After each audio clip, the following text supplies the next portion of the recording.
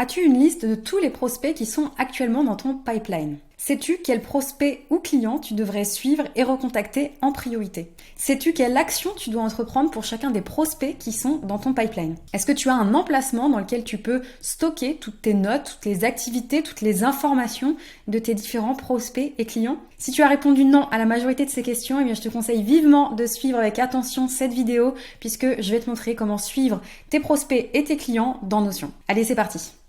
Alors, pour t'expliquer comment suivre tes prospects et tes clients, on se retrouve sur mon template CRM simplifié que tu pourras retrouver dans la boutique Notion simplifiée. Je te mettrai le lien en description de cette vidéo. Donc, qu'est-ce qu'on va retrouver dans ce template qui est, comme son nom l'indique, simplifié? On va retrouver plusieurs types d'informations. Déjà, on va avoir deux premiers encarts en haut, comme tu peux le voir. Un premier encart qui va te permettre de suivre les informations manquantes dans les cartes de tes prospects et de tes clients. Pourquoi les informations manquantes? Eh bien, tout simplement parce qu'un CRM qui n'est pas correctement enrichi, c'est un CRM qui te sert à rien. Chaque contact qui rentre dans ton CRM doit être correctement enregistré avec toutes les informations dont tu as besoin pour, petit 1, pouvoir le recontacter bien sûr. Petit 2, identifier rapidement si c'est un client qui est correctement dans ta cible. Et petit 3, bien sûr, identifier également si il a les moyens de travailler avec toi. Ensuite, si tu veux que les choses elles avancent, il va falloir définir une prochaine action pour chacun des contacts qui rentrent dans ton CRM. À savoir quand est-ce que je recontacte ce prospect. Et c'est pour ça que dans le deuxième encart que tu vois ici sur la droite, on a un encart qui s'appelle prospect à relancer, qui va te permettre de faire ressortir de ta base de données de prospects tous les contacts qui sont à recontacter dans la semaine en cours. Comme tu peux le voir ici, on a Sam par exemple, où je sais que je dois le relancer le 27 décembre 2022. Et j'ai également une information sur le budget que ce client a pour s'offrir mes services. Donc, dans ce template CRM simplifié, finalement, ces deux encarts, c'est plus des encarts un peu alertes qui vont te permettre d'identifier rapidement, comme je viens de te le dire, les cartes contacts dans lesquelles il te manque des informations. Donc, pour donner un exemple ici, avec le prospect qui s'appelle Claire M, qui est au statut lead, eh bien, je sais qu'ici, j'ai oublié d'enrichir son site web. Donc, tant que je n'aurai pas enrichi son site web, elle ne disparaîtra pas ici des informations manquantes. Et ensuite, ici, dans les prospects à relancer, eh bien, j'ai tous les prospects qui doivent être relancés sur la semaine en cours, et tant que je n'aurai pas indiqué que je les ai déjà contactés, donc tant que je n'aurai pas changé leur date de dernier contact, ils resteront ici pour me rappeler qu'il faut que je les recontacte. Ensuite, qu'est-ce qu'on va retrouver? On va retrouver, comme je te l'ai dit, c'est un template sur lequel on va pouvoir suivre à la fois ses prospects et à la fois ses clients. Donc dans la première partie ici, qui va vraiment servir au suivi de la prospection, donc de ses prospects, on va avoir une première vue globale dans laquelle on va retrouver tous les prospects, peu importe leur statut. Donc là, on a plusieurs statuts ici sur ce template. On passe du lead, du lead qui a déjà été contacté, du devis qui a été envoyé. On a également un statut qui nous permet de savoir quel est les prospects qui ont été perdus.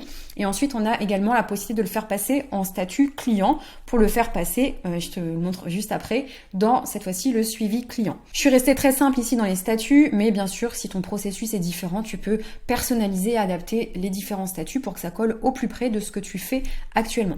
Ensuite, on va avoir une vue ici qui va être plutôt un pipe de prospection. Donc là, on est sur une vue Kanban et ça va te permettre en fait de passer tes cartes donc d'un prospect qui est au statut plutôt de lead, donc pas encore contacté, éventuellement un prospect du coup qui a déjà été contacté et pouvoir également ensuite le passer en devis envoyé, perdu, etc., etc.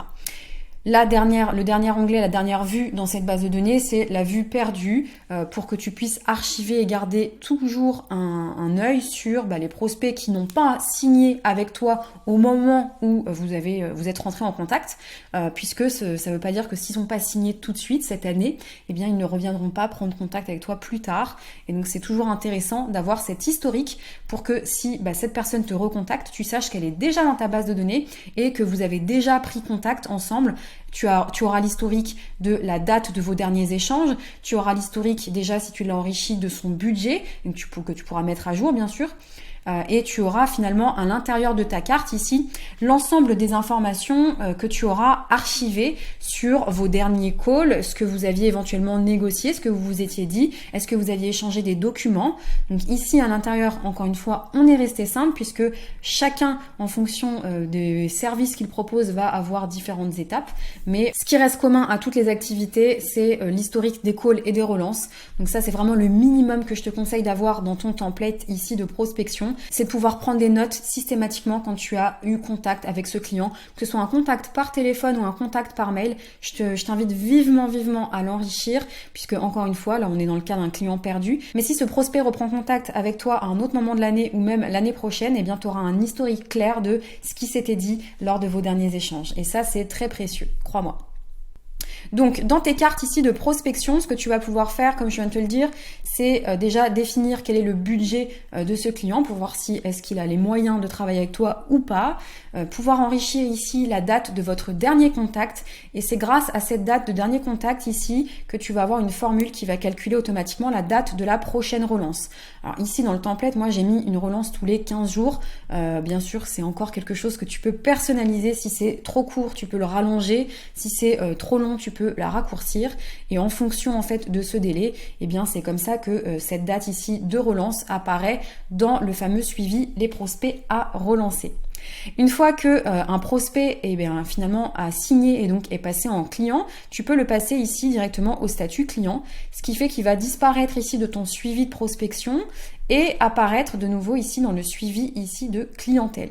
C'est la même base de données que j'utilise pour la prospection ou le client. Pourquoi ? Parce que je préfère personnellement avoir une même base de données pour garder en fait toujours cette optique de garder l'historique en fait des derniers calls et des relances. C'est toujours intéressant, même pour un prospect qui est passé client, d'avoir l'historique de tout ce qui s'est dit au moment où il était encore prospect.